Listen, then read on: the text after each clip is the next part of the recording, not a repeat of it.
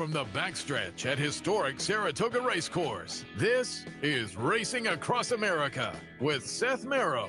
Racing Across America is brought to you by Pinnell's Restaurant, a Saratoga tradition since 1922. 284 Jefferson Street, Saratoga, just minutes from the track. And the Clubhouse Racebook, 711 Central Avenue, Albany. When you can't make it to the track, make it to the Clubhouse Racebook. Also brought to you by Wizard Race and Sports.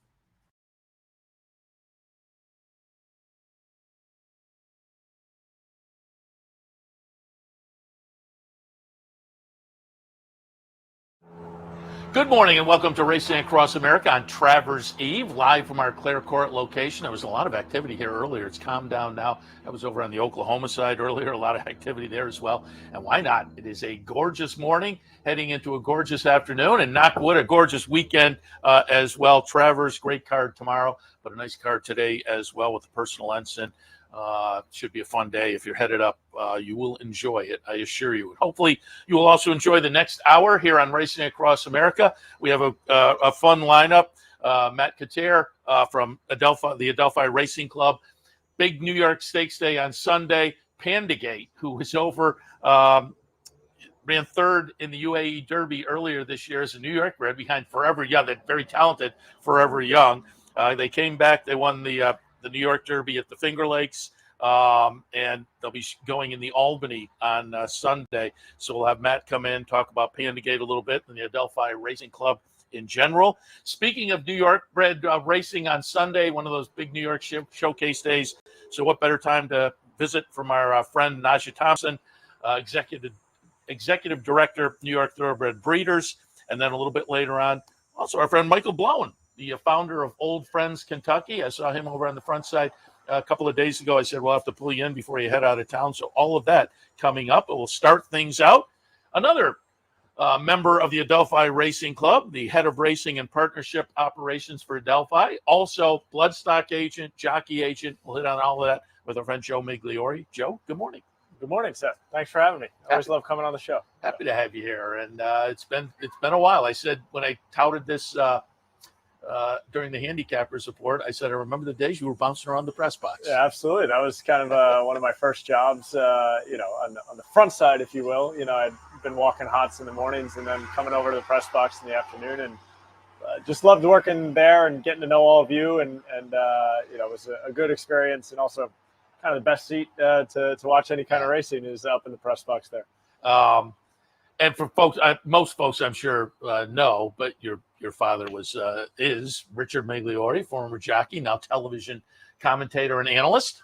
Yeah, absolutely. I obviously my passion for the sport came from following his career, and I was a kid growing up running around the track as often as I could. I always wanted to be here, and went and got the college degree, and then of course came back to the track shortly thereafter. So it's always been racing for me, and love that, Dad has found a great second career within the industry with the television stuff. And obviously jockey was never in the cards for me at about 6'2". So had to find some other things myself, but really love the work I do as a bloodstock agent and also as a jockey's agent. And I want to hit on that a little bit, but as you were talking, I should have looked it up to verify, but it was as you were talking, your passion has always been horse racing.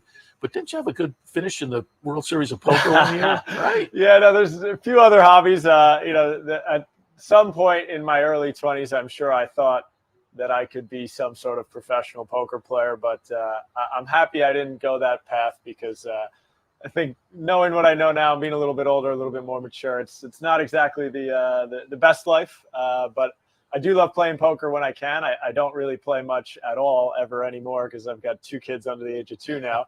But in my early 20s, I played quite a bit and got to a pretty high level to go that deep in the World Series. But it's a little bit part of my past now more than my present. And you're doing fine now, so I don't blame you. Let's talk a little bit about the jockey agent side of things, because I did pull up a replay. We're going to watch Left Them Behind. It's going to be Katie Davis. You have Katie's book.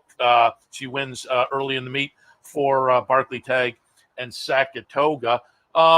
Talk about how you got into the jockey agent side of things. Yeah, look, I think coming from a rider's family, I always felt like I had a sense of how a rider would want Yeah. that role performed. You know, so it was something I always wanted to try. And, you know, my uncle also is a very good agent. He represents Dylan Davis.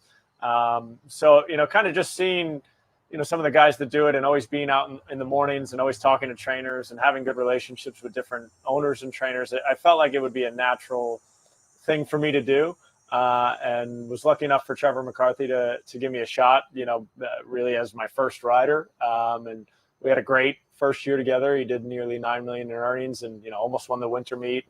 And, you know, from there, he had a tough injury, had a bad time. And, you know, recently took his tack down to Colonial to ride, but, you know, still working for Katie and have a great relationship with Katie. She's a lot of fun to work for. She's so outgoing and infectious. And, you know, taking her from being a new mom to where she is, where she has a regular spot in the Colony and on the overnight, you know, in New York. Now, you know, previously she had only ridden really in the Mid-Atlantic. She was in New York a little with the bug, but very proud of how far Katie's come and the level she's at now, and always striving to reach a higher level. But, you know, Saratoga's a tough place, and we're hanging in there and doing as good as we can. Yeah, again, had the win, and she's doing what? She had the win across the street in the match race, too. That was a fun night. We had her on just before that. She's very infectious and easy to root for, and easy to root for up here. She and her brother Dylan, when they get in the winner's circle up here, being natives, it's always exciting in the winner's circle for the Davis family. She's certainly got a fan club up here, and it definitely has a piece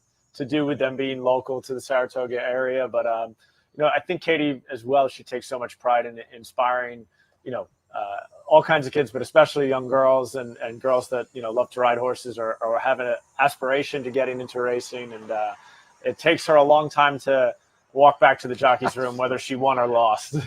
I was about to bring that up because I think it was Belmont Stakes weekend. I followed her back one time, and it's literally like a 10-minute walk. It's 3 steps, take a selfie, 3 steps, sign. She's very a fan favorite, certainly.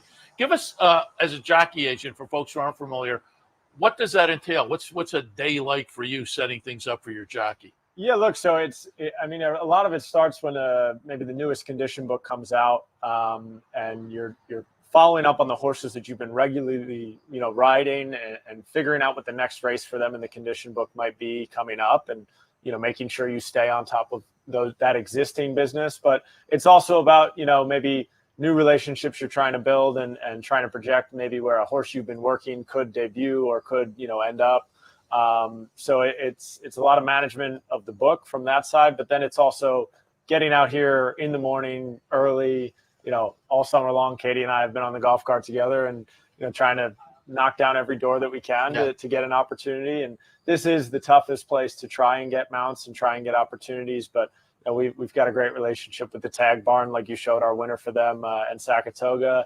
You know, we also ride quite a bit for Ray Handel and a few other trainers as well. Don't want to leave anybody out, but you know, it's probably easier to do well in, you know, the fall and the winter than it is in the summer. But you know, she had a great summer last summer, won 7 races, and it was a little tough this year. She started the meet on a 7-day suspension and lost a winner or two.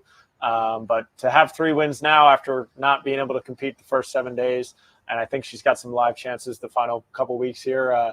You know, I think we've done as good as we could. No, I think the numbers are great given that situation. And that was, for folks who aren't familiar, if you get a suspension at Saratoga, it has to be, you know, played out here. And she got one right at the end of last year. Yeah, so played out. Her infraction was on the second to last day of the meet. So by the time they had decided how many days she was going to get, it was too late to obviously serve them last year up here. So unfortunately, they got kind of mandatorily moved to the first 7 days of the meet up here. So was a little bit of a roadblock, but happy to have the 3 wins we have, and I do think she can get a couple more before the meet's done. No, again, with that start, it's been a nice meet so far, and again, easy to root for, and as I say, a fan favorite. It's fun to watch her go back from the track to the jock's room. Lots of stops and lots of pictures. Let's talk about the other side of your career, bloodstock agent. You've been doing that for a while. How'd you get into that side of the game? I would say honestly that truly is my passion within the industry. I think, you know, at a young age was able to shadow a few very established bloodstock agents, you know, at the sales. It really started up here when the sale would roll into town, and, you know, was able to kind of follow them through the process and see what that was like. And I was just captivated by, being able to find that next stakes horse, that next star, and what to look for in a horse that can indicate, that they could have a ton of ability. And it's a very subjective process too. It's not an objective thing where, if they have this, they'll win this many races. There's a lot, more involved to that, and a lot of creativity involved in what you're seeing in the physical horse and what you see on the pedigree page. And I've been lucky to have been taught, that side of the coin by some very established people, and did that for a long time, especially in my years at West Point, kind of watching David and Gordo work, or different agents that I was close to, and how they evaluated a horse, and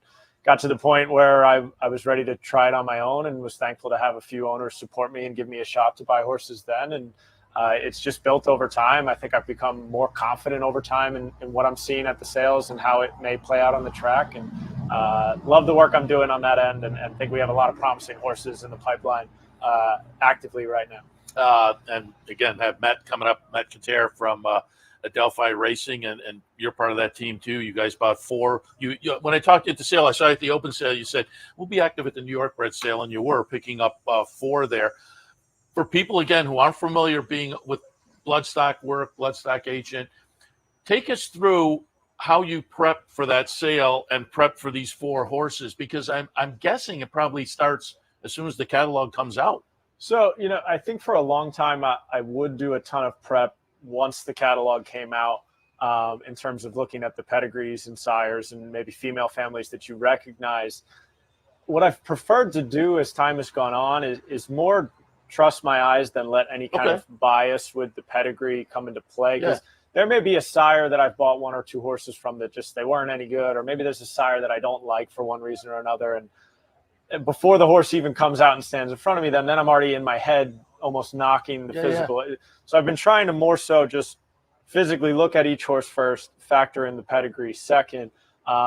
Thankfully, the New York Bred sale is not, it's roughly 300 horses, which is a big sale, but it's not so much work that I can't get every horse looked at and then begin to whittle the list down from there. A sale like the Keeneland September sale, however, is one where I will have to say, okay, I'm not going to look at this horse, because you just physically cannot look at them all at Keeneland. But the New York Bred sale here, I was able to look at every single horse, and it's a constant whittling down process where you take that 300 and you make it 100, and then you take that 100 and you make it 50, and then you really start to hone in maybe on pedigree and what potential price might be, and send a list off to the vet. The vetting will knock off several others, and then you start to set, ranges on each horse that still remains on the list of, okay, well, what price range would this horse be well bought at? And we kind of assign those ranges and then walk up to the ring and hope they land in those ranges. And we were very lucky to come away with, I think, 4 outstanding horses. And just our emphasis on New York Breds, and, our emphasis on racing at NYRA, having good, strong New York Breds in the pipeline is very important for us. And, we were very lucky with Pandagate that he's gone on to do what he has. And we were joking throughout the sale, we were looking for our next Pandagate in the New York Bred ranks. And you talk about you have your goal price wise, but I'm curious as that how often that you get in the emotion of the auction. How often are you like, maybe we'll put in one more bid? Yeah, I think you'll find we'll use the phrase at times, up to this price plus a bid, because you just hate to get beat maybe by one at the price you kind of had as your ceiling, so to say. And I don't think we're terribly loose on how far we stretch on them. There might be 1 or 2 that we hit one more time, slightly over what we said we would go to. Sometimes you might be on the wrong foot bidding as well. To use round numbers, and say, we'll go to 100, but I was the bid at 90, and then the other person was the bid at 100. Well, okay, I'll be 110, and if it goes to 120, then it's gone. But that's fair. So you picked up 4 there, but you also mentioned going back a couple of years, Pandagate, who again has turned out to be nice third over in the UA Derby behind the very good Forever Young, then won the New York Derby, now comes up Sunday in the Albany. Just gives some memories of picking this one up, a couple of years ago, 2022 New York Bred sale right up the street. Yeah, he was 130,000 there, and actually something interesting about him that I don't think a lot of people know is that he's actually what we would call a cryptor kid. So there's, a ridgeline where one testicle is undescended and one remains up within the abdomen. He has both that are undescended. So that makes it very unlikely that he could ever be a stallion going forward. So we felt that he was a horse that physically, and, Arrogate was starting to have that upswing, even though he had passed, that was probably a $200,000 to $250,000 kind of horse. But when our vets explained to us, that he vetted very cleanly, that was the one thing of note. I asked the vet immediately. I said, well, this is probably something that could help us on price. And she said, absolutely, it should. And when we got him for $130,000, we thought we stole him, and thankfully we've been proven right. He's a very talented horse, and any New York bred that can take you halfway across the world to run in a big race is terribly exciting. And super happy with the job the Clements have done with him. He's one that has a lot of ability, and I think will be, dare I say anything, we'll be upset with anything short of a win in the Albany on Sunday. Yeah, and having a nice New York bred has all kinds of options. New York bred stakes, open company, and he's proven that certainly. And as you say, taking it halfway across the world with the New York bred. That was a nice buy. Good call there. Joe, appreciate the visit. Again, it's been fun watching your career progress from the press box and on to West Point, then to Bloodstock and Jockey Agent, now doing the work with Adelphi as well. So keep up the good work. Thanks for the visit. Absolutely. Thanks for having me by, as always, Seth, and I love coming on the show. Joe Migliore. All right, speaking of Adelphi, Matt Cutair will join us in just a few moments. He'll talk a little bit more about Panda Gate. Also had some success earlier in the meet. We'll hit on that as well. A little bit later on, Najja Thompson from the New York Thoroughbred Breeders, talk about the Sunday New York bred action coming up, and Michael Blowen. All of that when Racing Across America continues. Stay tuned.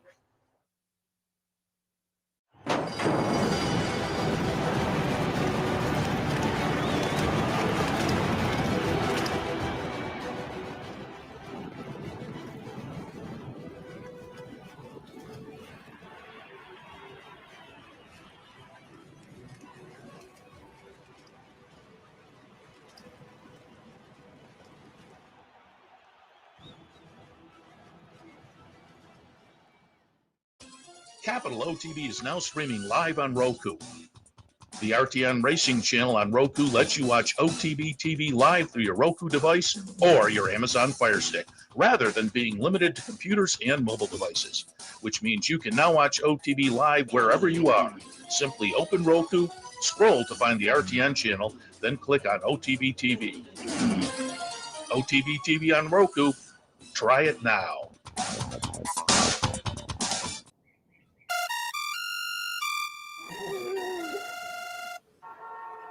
Come on.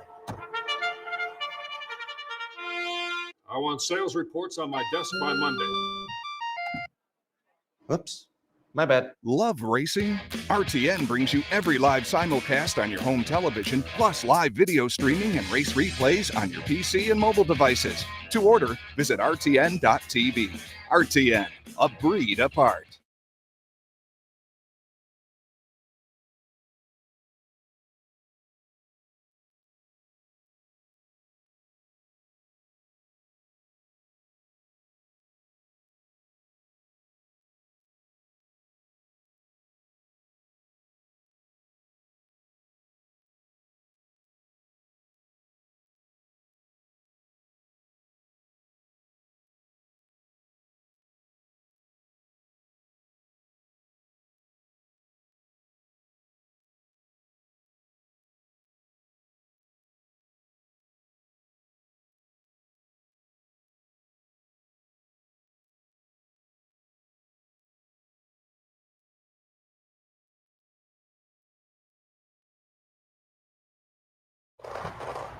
Welcome back to Racing Across America. As promised before the break, we talked a little Adelphi with Joe Migliore, but now we'll talk with the man from the Adelphi Racing Club, Matt Cutair. Appreciate your stopping by. Thanks for having me, Joe. Joe, a tough guy to follow. Yeah, you do I'll do have my best. You have big shoes to follow, but I'm sure you will do it ably. And you have a big weekend coming up with Panda Gate. We'll talk about that in a few moments, but we're going to hit on another win before that. But before we get to any of those, just fill people in on the, what was the impetus in founding the Adelphi Racing Club? Yeah, I mean, so I've owned horses, or at least pieces of horses, for essentially 20 years now in New York. I started owning, 3-5% in different partnerships. Sovereign Stables was the first syndicate that I was a part of, and had a great time with that. And then I was fortunate enough to start a business in another industry. I sold it, had some more disposable income, and started buying and selling my own horses, and actually worked with Joe on that, and got linked up pretty quickly after doing that with a couple of other guys, and we just started buying horses together. And I really enjoy the experience of owning horses with other people. And so when it came time for me to pseudo retire from my other job, I was looking for something to do, and love horses and love horse racing. And so this was just kind of a natural way to get more involved, bring some like-minded people into the fold, have fun together, and buy more horses, and hopefully get nice horses like Pandegate. And I will say there was a nice profile of you, partners, and the racing club in general, and TDN, just what in the last week, right? Yeah, it came out, I think, 2 days ago. Yeah, I thought it came out great. Yeah, it was. They did a really good job. Yeah, and that mentioned there that one of your partners, you kind of founded the club and got together over drinks. Was it Gulfstream? It's hard to answer that question because there's been drinks with Jordan and Brian at many, many different places. I'm not sure what was first. But no, I mean, look, we like I said, I started, once I had some disposable income to buy my own horses, I started doing that. And very quickly, this is way before Adelphi, but very quickly got teamed up with those two because we're, similar age, similar background. And we just started buying horses together. Yeah. And the experience of owning horses with them was just infinitely better than, owning them myself, the camaraderie of it, when you win, celebrating together, commiserating when things go badly, figuring out, okay, where are we going to run this horse now? Just all that was a lot of fun. And, we like to handicap and hang out and bet and drink and have a good time. And so we've had plenty of drinks together, and we just got to talking, and all of us had kind of come up through different partnerships, and we had different experiences. And so we had thoughts on, each of us, and then collectively had thoughts on how we could maybe do, this a little better, or tweak this or whatever. And so that's kind of how Adelphi was born. And according to the article, 3 horses in 2020. Now you have 30. Yeah, up to 33 now. We bought a few at the New York Breds sale. Right. I just talked to Joe about that. Yeah. So 33 horses in training now, and it's been great. And we don't buy 100% of every single horse. We partner externally with a lot of different people, like we did at the sale, and we try to lean in, especially on the New York Breds, and we're just having a blast with it. And the more horses we have, better chance we have to get horses like Pandegate and more action, and everybody in the club loves that. Another nice horse you had, and the article mentioned Funny How. Nice horse yours has been bred to Constitution. For you guys, are you breeding now too? So we bred her. We will sell her in the fall. Okay. When we put a partnership out there to race, it's not really fair to the partners to keep the horse then to breed. Yeah. So we always, at the end of their career, we're going to do what's right for them and do what's right to extract the most amount of value we can. And so it made sense to keep her, breed her, put her in foal to a really attractive stallion, and wait to sell her. But we will sell her in the fall, and she's doing great. And I'm excited to see her become a mom, because she was a tenacious racehorse, loved her job, and very well made. And Joe did a good job picking her out. And I'm sure she's going to make some nice babies. Yeah, very talented. You team her up with Constitution. Be excited to see that one. I want to go back to earlier in the meet. I pulled up Gem Mint 10, going to be the number 4 horse here, winning for Ray Handel, and your name is involved. Adelphi Racing also, and some other partners. Gem Mint 10, and I bring this one up because it was a nice win for you guys. But I'm friendly with the folks from the HHH Racing podcast, including Howard Kravitz, and he and Matt Miller were in the winner's circle. I'm not sure if Matt's involved or just friends with Howard, but he was crying, and it was a big group in there, and a perfect demonstration of what you're trying to get at with the social aspect of a partnership. No, I joke with Matt and with Howard. We're going to have to start flying them in, because they came in last year, you're right, and they got a win. They came in this year and they got a win. I mean, it's we're not a huge stable, so it's lucky for them to even have a horse running when they're here. And they've gotten really lucky with that. And then we've had the 2 wins. And, Gem Mint 10, I thought he's a real nice racehorse. He's been a real nice racehorse for us. He was a little unlucky 2 back, pace scenario-wise. I thought everything went well and right for him in that race. And, he showed that, when he does get the right pace scenario, he can win, and he won nicely. Yeah, he's been a nice little horse for you. That was the second win in 10 starts, 3 second-place finishes. So that's the kind you want with a partnership. They're out there giving their all every time. And, yeah, I had said that to both Howard and Matt. I said, you know how lucky you are to win up at Saratoga, but you were in town for like 3 days and managed to hit both of them. Oh my, yeah. I mean, between them and we've got another partner, Jim Biggs, who has a buddy from Massachusetts that he's come to 3 races with Jim and he's got 3 wins. So you got to somehow just get those people where the races are. Maybe I should have called Jim's buddy to come for Pandagate on Sunday, even though he's not involved, just to have him there. You know, you never know. Speaking of Pandagate, let's get into that. And first, a nice New York Bred. We talked with Joe about picking this one up in the sale a couple of years ago, just up the street. So just congratulations there to begin with. But I pulled up a replay of the UAE Derby. What were the thoughts with the horse to take that shot to go over? And then what were the thoughts as they come down the stretch? Folks will see Pandagate is going to be the number 12, who makes a late run to be third, well behind the winner. But the winner was Forever Young, who I think everybody is thinking, this is a special horse. So give us some thoughts again, the impetus to go over there, and then the thoughts coming out of the race with a nice third-place finish in the UAE Derby. Yeah, I mean, look, all credit to Christophe and Miguel Clement. This was a spot that they thought made sense for the horse. And I think they've really campaigned this horse masterfully. We broke our maiden, obviously, in the fall impressively. Couldn't get an allowance to go in New York. Ran in Maryland, had some trouble there. Then they basically said, okay, let's hit the stop. Let's freshen them up. The Gander is the first major New York Bred stake of the year going around ground. That's a race we want to win. They had him primed to win that race. He won it impressively. And then, I was just talking to Naj from the breeders. There wasn't a lot for him New York Bred stake after the Gander until the Mike Lee. But the Mike Lee was 7 furlongs. That's a little short for him. He's definitely a horse that wants to go around ground. And so really it wasn't until the New York Derby that we won last time. That was like the next big New York Bred stake. And so if ever we were going to take a shot with the New York Bred, that was kind of the time. And I think Christophe and Miguel thought that the fact that the UAE Derby was the longest of all the races, this is a horse that wants to keep going and going and going. That was one of the main reasons they wanted to go there versus maybe some of the other, Derby preps. And then they had other horses, deterministic, pointing for the wood and that kind of thing. And, when do you get a chance to take a horse from, that's a New York Bred to Dubai? It doesn't happen very often. It was just a great experience. The horse ran very well.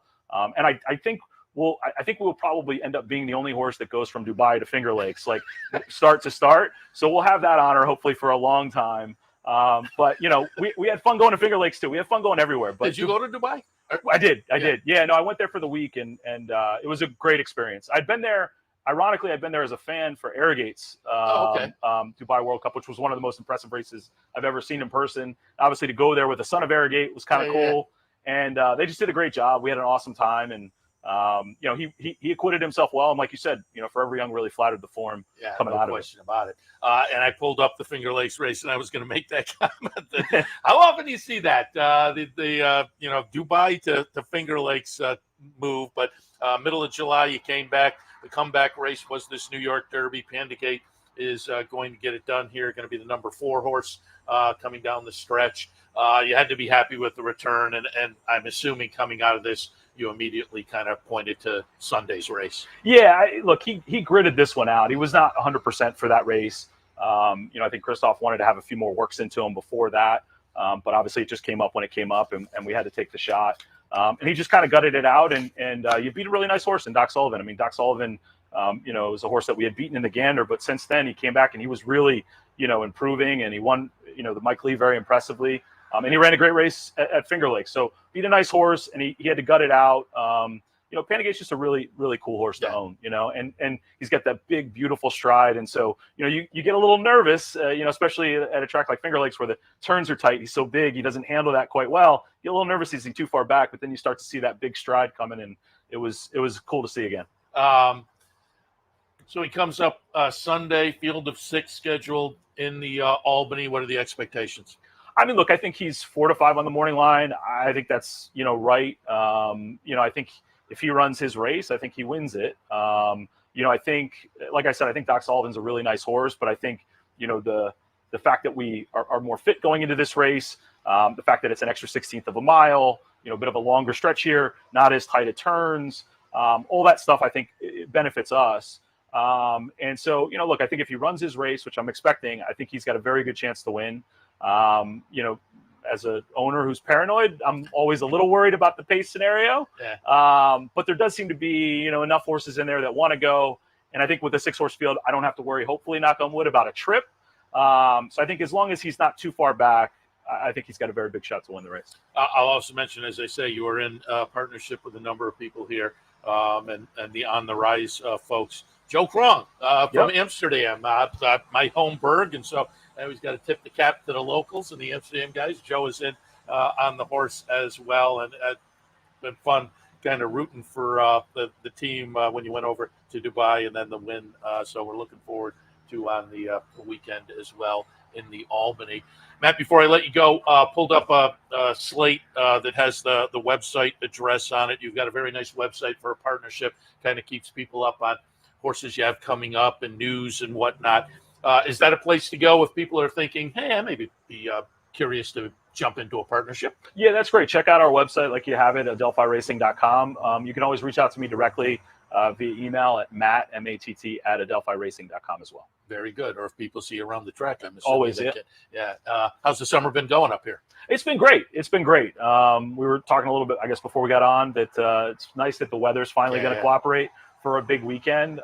That's maybe the only minor complaint. But look, when you're out here in the mornings, there's way worse places to be. So we've had a fun time, and I think we have a lot of live horses, knock on wood, the last week and a half of the meet, and I'm hoping that we have a good finish to it.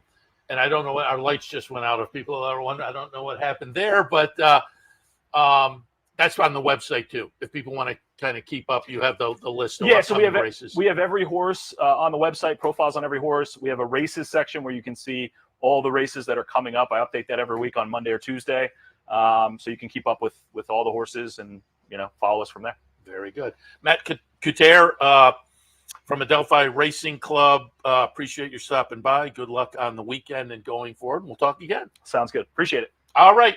When we come back, Najja Thompson, New York Thoroughbred Breeders, with the big day coming up on Sunday for the New York Breds. A little bit later on, Michael Blowen. Stay tuned. All of that up next.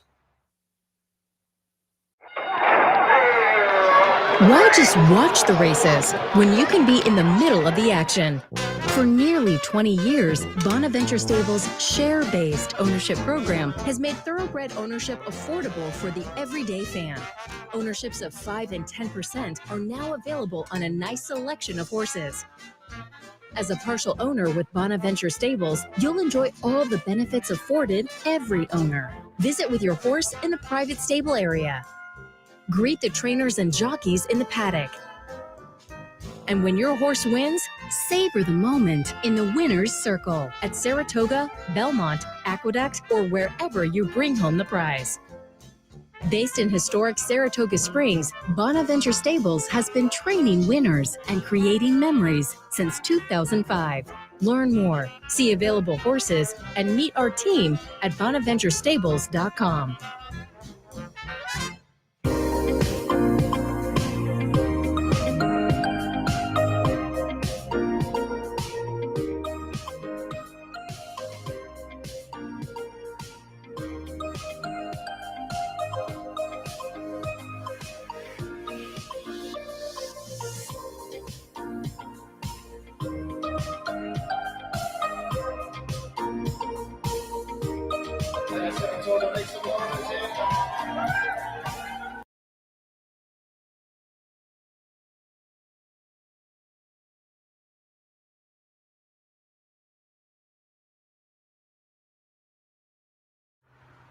Welcome back to Racing Across America. Joined now by our friend Najja Thompson, Executive Director, New York Thoroughbred Breeders. Naj, good morning. Good morning, Seth. Happy to be on Capital TV.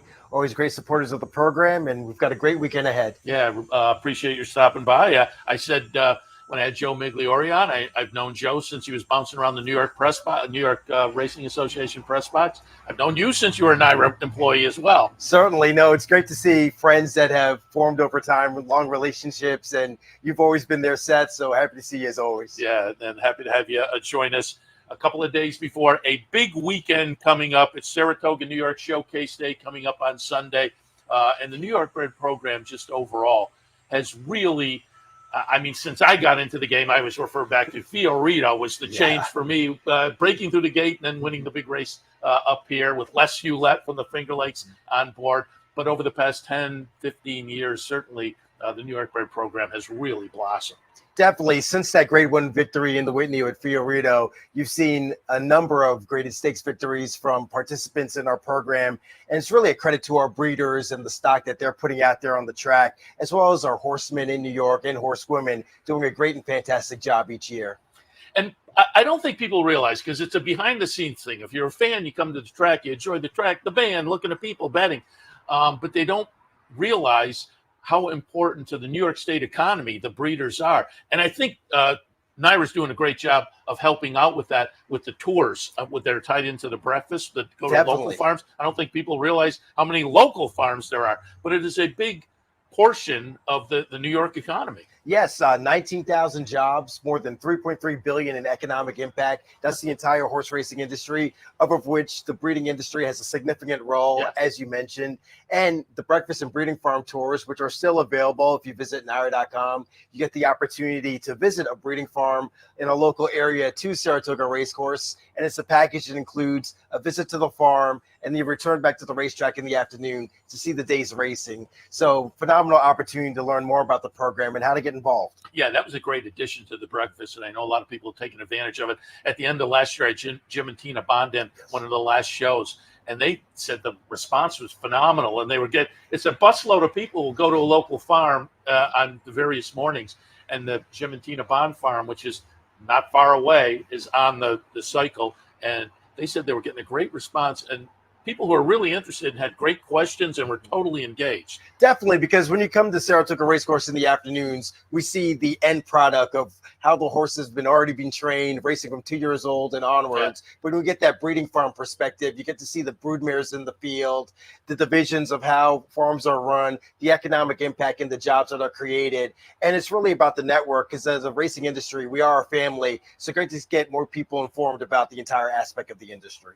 I pulled up the website address if people want to visit New York Thoroughbred Breeders, because it's a great spot to keep up with the New York Breds. You have news on most recent winners and other news items as well. And one of those other news items, it was a really successful, the open sale was successful down the street at Fasig-Tipton, but that then led over to really a nice couple of days for the New York Breds down the street at Fasig-Tipton as well. That New York Bred sale has become very popular. Very popular, very successful, and the graduates are performing well on the track. A number of individuals that have been sold in that sale have gone on to perform well, not just in New York, but nationally as well. It's a credit to Fasig-Tipton, Boyd Browning and his team, and all the consigners, and of course the breeders as well. And with the participation that we're getting, there's no reason why the New York Bred program shouldn't continue to grow. So anybody who is interested in learning more or becoming a part of the program, please visit our website, nytbreeders.org. And you talk about nice horses being bought there. We talked with Matt and Joe. Pandygate bought there in 2022, and he comes up on Sunday. I pulled up a couple of replays that just kind of show New York Breds, and the program has changed. I went back to the Sanford. It's not only open company, it's a grade 3 event. This was towards the beginning of the meet. Jeremiah Engelhardt training, Moplex gets it done as a New York Bred.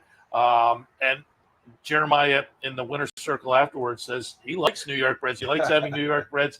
And I've said it before, if you have a talented New York Bred like Moplex, you have a plethora of New York Bred stakes you can point to, but if they're good enough, they can bounce out into open company, and a horse like this just demonstrates that. Certainly so. And talking to their team and Jeremiah, the entire Engelhardt family, such supporters of New York racing and New York Bred program specifically. But yeah, they had the option of picking up the grade 3 victory in the Sanford, and now they're going to come back to restricted company, and pending how he comes out of that, possibly the Champagne, maybe the Breeders' Cup, but it all starts with the success of the program, that you have a restricted stakes program that's so successful and so fruitful for people to have a variety of options with each horse that they have.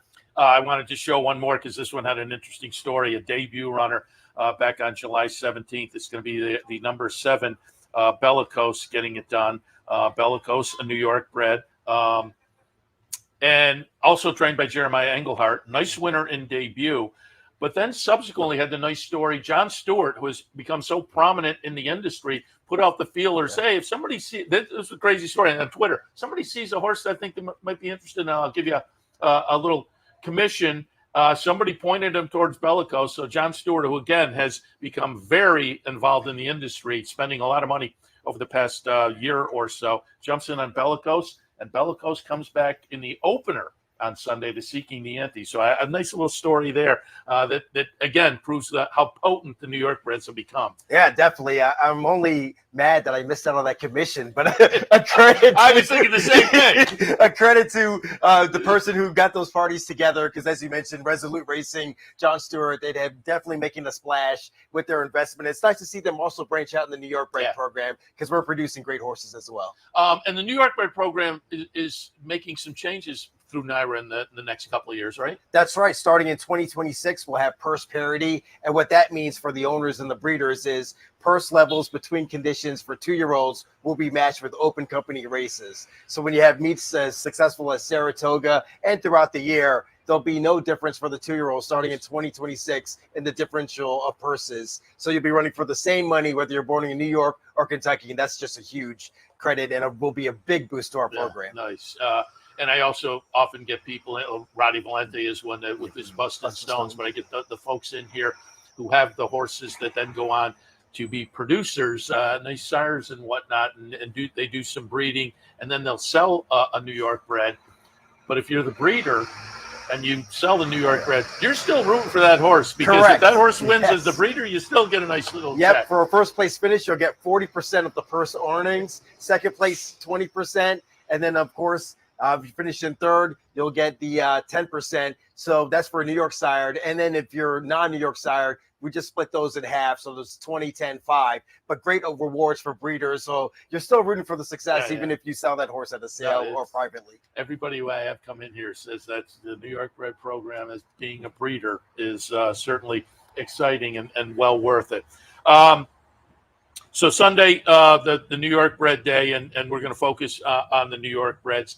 This is one of, there's a couple early and then. Yes. So we have 3 throughout the year. Okay. In October is that traditional, the Empire Classic Day, of course, that the Fall Showcase Day. And in the spring, we had it on the Sunday of the Belmont Stakes Racing Festival this year. So we're coming back, our traditional Saratoga, Race Course, New York Showcase Day. So 3 showcase days throughout the year, all New York Bred cars, 11 races on Sunday, over 115 entrants. Great, phenomenal betting opportunities on the day. And so really a credit to our breeders and owners, why you want to own a racehorse that's born and bred in New York. Yeah, and these days are fun, nice competitive fields, good betting, and a great way to kind of cap off the Travers weekend.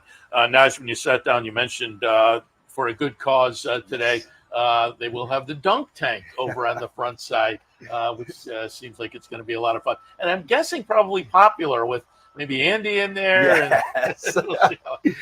Phenomenal opportunity to support the best organization which supports best stretch workers with their health care and day-to-day needs from 11:30 to 2:30 right on the front side. You'll be able to get your chance to dunk, whether it's Jonathan Kitchen, Andy Serling, and even Dave O'Rourke is stepping up into the dunk tank. So for those of you who are a little frustrated on the earlier part of the meet, here's your chance for a little get back for a good cause. And then I read there was an online auction where you got, I guess normally you get 3 balls. The online auction was 5 balls, but then in parentheses it said guaranteed dunk.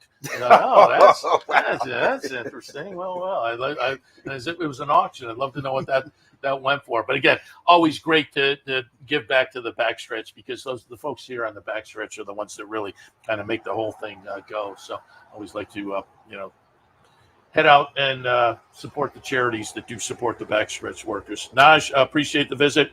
Again, folks can visit the website for more information.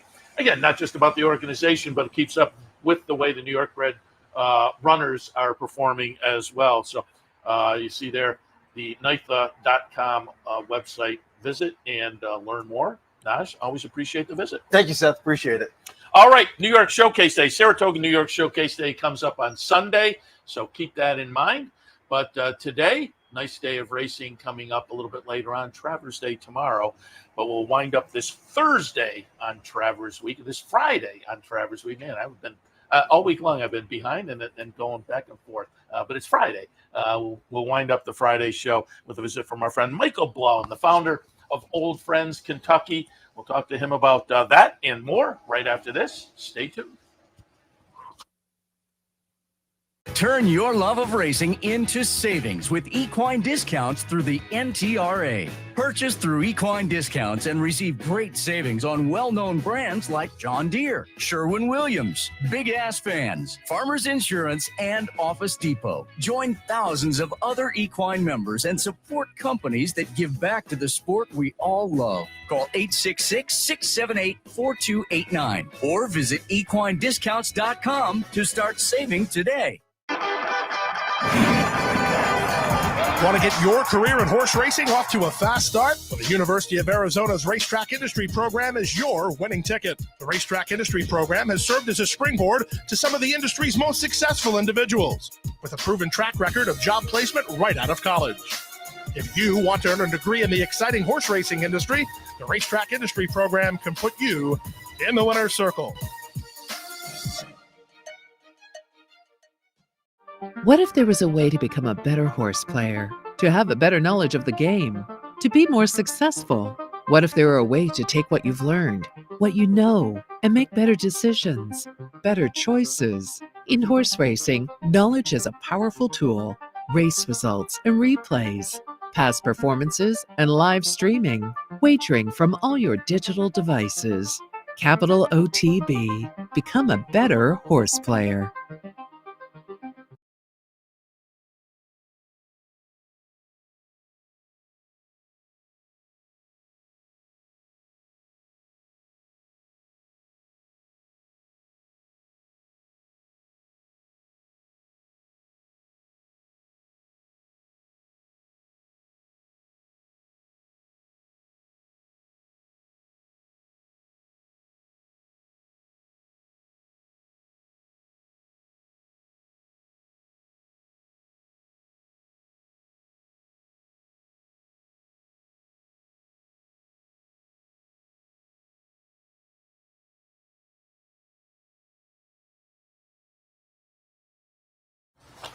Welcome back to Racing Across America. One of our favorite guests every year. Every year I see him over on the front side and can get him over here. Michael Blowen, the founder of Old Friends Kentucky, which led into Old Friends New York, Joanne Pepper's organization, just up the road here. But Michael will join us and talk a little Old Friends and more. Good morning. Morning, Seth. Great to see you. Happy to have you on board. And we were talking before we went on because the news earlier this year, it was shocking. And then the more I read it and the more I know you, I knew you would still be hands-on at Old Friends, but the kind of the administrative side of things changed a little bit down there. Yeah, we're very, very fortunate at Old Friends to have John Nicholson, who ran the horse park for a couple of decades. It came along just in time to administrate this huge operation. Yeah. Now, when Diane and I started it, it was her and me in a golf cart, broken down golf cart, and some feed and a few horses in the backyard. And I was capable of doing that, but now that it's gotten so big, we needed somebody who was really smart and knew how to handle a large corporation and do things that he's done that is so important to us. Yeah, and as they say, you're still a major player, obviously. I pulled up a little video last night of Old Friends for people who aren't familiar. Just describe the farm, and if people are down in the Kentucky area, they can visit, correct? Yeah, that'd be great. It's just so exciting. I have Silver Charm in my backyard. I mean, I got to be the luckiest guy in the world. He's the oldest. There he is. He and his bird friends. Silver Charm's 30 years old now. Oh, wow. Touch Gold, the horse who beat him in the Belmont and ruined his Triple Crown, is his neighbor now. And they get along really well. Nice. We could learn something from them. And it's just it's a marvelous place to wake up every day and be able to see these magnificent horses. How many horses are there now? 144. Oh, wow. Oh, but we just bought another farm too, a mile and a half down the road, Hillcrest Farm. That was the birthplace of Curlin and Einstein, some nice horses. And we bought that. So we're expanding, and there's always a need to have a place for some of these great horses once their glory days in Saratoga are over. Yeah. And when I ran into you on the front side the other day, you had a nice list of, with the big races coming up, the stakes coming up tomorrow, Travers Day, the undercard. There are a lot of familiar names from the big stakes day up at Saratoga at Old Friends now. Yeah, it's amazing. So just for the Travers, for example, we had Thunder Rumble up here at Joanne's at Old Friends at Cabin Creek, which you can visit. You should go up there and see him and Commentator and their pals. and we had Will's Way. We were very grateful, very, very grateful to Jim Bond for letting us take the Will's Way. And now we have three Travers winners that are still there. Nice. Yeah. You mentioned with Naj, as he was walking off, you said that the West Point comes up on Sunday. You have some West Point graduates as well there. So Saratoga graduates are living their best life now down in Kentucky at Old Friends. It's so great because we have King Creasa. The West Point Handicap was owned by Old Friends retirees. We had King Creasa, Lubosh, Carafa, Offering Plan, and they ran against each other practically every year. And you know what's great about the New York program too? We get these horses, and I have to say, New York's at the top of the list. When we retire them, when they retired the horses with us, we've never had a horse who is in bad shape.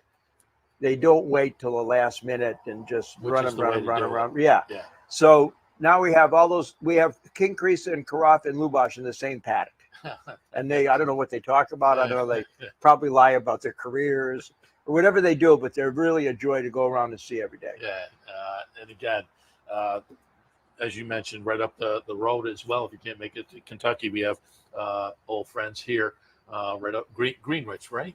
Just up the road with Joanne Pepper looking over. And there are plenty of familiar names there as well. But if you're down in Kentucky, Old Friends, I pulled up also a slate with the website address on it. So if people want more information, they can check that out. And if you're headed down to Kentucky, learn more about dates and hours and whatnot. I also pulled up a shot because when I met you the other day, you mentioned you were up in Canada. One of your notables at Old Friends, Channel Maker. Man, I pulled up the Equibase chart, Equibase record. Just under $4 million earner. Won the Sword Dancer up here in 2020, but an Old Friends resident gets inducted into the Canadian Racing Hall of Fame, Channel Maker. It was fabulous, and I love this horse. I stalked this horse for three years, hoping that he could come to Old Friends, and so I was very familiar with Channel Maker. When it was time for him to retire, we're very, very grateful that they sent him to us because Mr. Watchdale and all the whole group, Gary Barber, everybody that had him, I'm just thrilled. And now he's in the same paddock with Red Knight, and you can see if you called up the PPs how many times they ran against each other, and they're best friends. In fact, our new magazine that the Daily Racing Form puts out on us was supposed to have a picture of John Nicholson, our new CEO, Silver Charm, and me on the cover, and we got pulled at the last minute because the picture of Channel Maker and Red Knight together was so cute. Again, destroyed by cuteness. It all works out in the end, though. Yeah. Speaking of the magazine, I pulled up. I was at your Facebook page. At the top of the Facebook page, there are a couple of Old Friends books. Are they still available? Oh yes. Yep. If they want to call the farm, 502-863-1775. We can mail some things out to you, but I can't. I'm so grateful to the owners and the trainers and the fans in particular who have supported us for the past 2 decades plus and made this place into what it is, because I think it's a great thing for the horses. It's a great thing for racing, and we're living proof that people take care of their horses. Thoroughbred people take really good care of their horses once they're done racing, even when they can't be eventing horses. And I also have to thank the TAA. The Thoroughbred Aftercare Alliance does a fabulous job of making sure that the places that retrain horses like New Vocations and Rerun, they can go there. And we get the ones that are not great candidates for that, and they just want to retire like me and drink beer and read the racing for.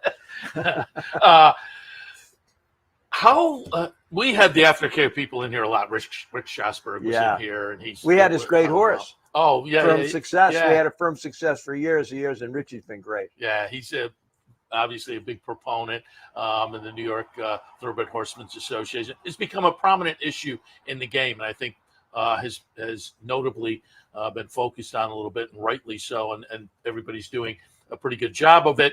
But when did you start Old Friends? You may have been ahead of the curve on the aftercare. I started out when I retired from the Boston Globe. I got a job as the operations director for the Thoroughbred Retirement Foundation because I'd come down here and done a big story on a horse that they retired to the prison in Kentucky. Oh, okay. And it was a really interesting piece. One of and I thought it was. And they I met him up at Belmont. As a retirement present, I gave myself a visit to Point Givens, Belmont. And that night, I think they drank too much, but they asked me if I wanted to be the operations director. I said, I'm not doing anything else. So I went home and I told Diane, my wife, who's very cosmopolitan. We lived, in Boston and Cambridge all the time. And I said to her, I want to try this thing. And she goes, I've never been to Kentucky. And I said, well, we'll try it. If we don't like it, our son lives in Australia, we'll come back. She thought about it for 20 minutes and she said, I'll go with you, but only under one condition. And I said, okay, what's that? She goes, that when I leave you, you won't come looking for me. But she's still here. And she's still holding down the fort and doing a great job. And she's a dear. But yeah, we've been doing it for 2 decades now. Yeah, as I say, you were kind of ahead of the curve with old friends, certainly. I got a special screening earlier, Fate of a Racehorse. It was downtown. There was a group of folks, and I had John Wager in here, the director. Nice job focusing on a lot of the aftercare organizations and what they do and the horse and human connection. But I will say, you made a nice appearance. You made a few nice appearances Well, there. if that's the case, I can't wait to see it. I wanted to see it, the premiere up here. Yeah. And I just couldn't stay long enough to be able to do that. Yeah, that's the showing I saw. But you were a highlight in there, certainly. And again, it's John said festival circuit, and then they'll go in wider release. But it's worth people checking out because, as I say, it gives you a look. We talk a lot about the various organizations, but it gives you a close look at what they do. So keep that in mind. Fate of a Racehorse. You talked a little bit. You alluded to your career writing for the newspaper before. I might have asked you this question before, but you covered movies as well. You have a favorite horse racing movie? I as I say, we may have gone on this before. Boots Malone with William Holden. I watched it recently, and I'm not quite sure it completely holds up, but it's still fun. I like that one. Seabiscuit is lush, probably the best production value, but I'm kind of high on Boots Malone. You got a favorite? Boots Malone's great. Yeah. William Holden never made a bad movie, as far as I can tell. But my favorite one is a movie nobody saw called Lean on Pete. It's a brilliant movie done by a British director, shot up at Emerald Downs, I think. And it's about a kid who's kind of lost. His mother left. His father. It's a depressing movie. Okay, it's a real downer, but it's about this relationship that he develops with this old claiming horse that can't win races, and how and the horse is going to go, and he decides he's just going to take the horse, and they're going to take off, and they start walking, and it's an amazing movie about the kid and the horse, and it's got a really, really good cast. Chloe Zavigny's in it. Steve Zahn, who's one of our neighbors in Kentucky. Oh, really? Yeah. Oh, wow. He's got a horse farm. Oh, wow. Yeah. The best things that ever happened to me with the people, my whole career is based on a trip to the racetrack with John Huston. Totally. He was like my godfather. If somebody didn't want to give me an interview, he'd call him. I mean, it was great. You've told me that story before. That's an incredible story. So you weren't a horse racing guy really before that? No, I was, Okay. because I showed up at the interview with John Huston with the racing form in my pocket. Right, and that sealed our relationship. And then he was there. Oh, well, let's go to the track. Yeah. Which was Suffolk Downs, and I was lucky enough to get up there maybe the year before they closed. They were already doing kind of boutique weekends, and I got there, big crowd, because everybody could kind of see what was on the horizon. And again, they had the condensed schedule, so they had a big crowd, and it was fun. And I'd never been there, but in my mind, I'm thinking, this will be like a Sheila. That was a gorgeous facility and a really nice track. Yeah. When I started going there, you could get your hair. They had a perm barber in there, and I mean, it was just a little community in and of itself. Yeah. And I miss it terribly. But the lands become so valuable that there's all this pressure. They start to create this pressure, and then there's the track was promised a casino. And that didn't quite work out because somebody came in with more money and a bigger promise. And so when they didn't get that supplemental care, that was it. And now it's gone. And it's really, really sad. Did you ever go to any of the other New England tracks? I've made it to Rockingham. That was a nice track. Northampton Fair, I was there for Zippy Chippy's last race. Zippy Chippy retired to Old France. Yeah. 0 for 100. He's the only horse I ever paid for, and he was 0 for 100. We had to get Felix $5,000 to get Zippy. And he came up here, of course, to Saratoga, and he was a huge fan favorite, and he's got books written about him. There's talk about a movie being made about his life. I was at the fair when Felix, his trainer, when Zippy finished second, and there was an inquiry. And it looked like, and it was a clear infraction. And a clear infraction at the fair has to be pretty horrendous in order for it to be called. And Felix started climbing up the outside of the steward's stand, screaming at the top of his lungs, he can't win like this. He can't win like this. And they didn't take him down. He's the only trainer in history to have a horse who was 0 for 100 and started to complain because they were going to put his horse up. As I say, I was up there for the last race at Northampton, and at one point I looked up the board. He was favored, and I'm sure people were just buying souvenir tickets. It's like Zippy Chippy, and let's jump on board. One of the great things about being at Saratoga too is I got to go up and see Frank Miramati, because Frank Miramati called our first winner, a horse named Keno Quick, at the Great Barrington Fair, and you asked Frank Miramati what's the greatest dead heat he's ever seen. It's between my horse and Bill Likas, the guy who's on radio now and stuff. And he was a local DJ, and they had a photo finish in a match race between the horse and the guy. and we finished second by that much. But Frank Miramati on TV one day said, that was the greatest dead heat I've ever seen. That's good. Very good. Michael, we got to wrap it up. But again, when I saw you over there, I said, well, we got to plug in again because you're always one of our favorite guests. We'll remind people, visit the Old Friends website, donate because it's a great organization. And again, with the number of horses you guys have, a lot of hay. You got to have a lot of hay down there. A lot of hay. And again, one of the kind of the OGs, as the kids say, as far as the aftercare, and you're doing a great job down there. And again, things kind of changed up, but as I alluded to earlier, you are still hands-on every day down there at Old Friends. So keep up the good work. Appreciate the visit. We'll talk again. I can't wait, Seth. Thanks very much. All right, we'll wrap it up for this edition of Racing Across America. Before we wrap it up, I do want to remind you of a few things. Today, the Racebook Players Bankroll. You'll have a little extra fun there if you want to take your shot. Tomorrow, King of the Hill contest. Also, extra fun. Those are both at the Clubhouse Racebook, 711 Central Avenue in Albany. Bounty Bet is tomorrow. The last Pick 5 at Saratoga. Play with your Capital OTB bet account, and you're in for a shot. I'll have the Pick 3 bankroll on Sunday. That'll open up in about an hour or so. Go to the website, click on the promotions link, look for the Pick 3 bankroll graphic, click on that, put your name in the entry form. We'll randomly select the team on Sunday for the Pick 3 bankroll. Don't forget, today, the rescheduled King's Plate at Woodbine, great undercard of stakes as well, so keep that in mind.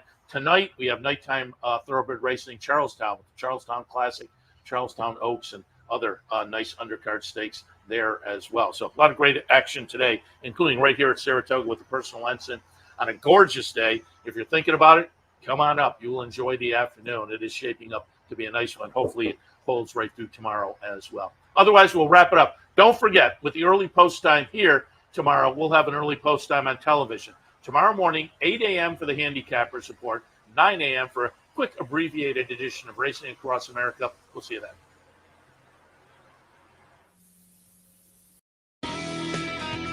You've been watching Racing Across America. Racing Across America has been brought to you by Pinnell's Restaurant, a Saratoga tradition since 1922. 284 Jefferson Street, Saratoga, just minutes from the track. And the Clubhouse Racebook, 711 Central Avenue, Albany. When you can't make it to the track, make it to the Clubhouse Racebook. Also brought to you by Wizard Race and Sports.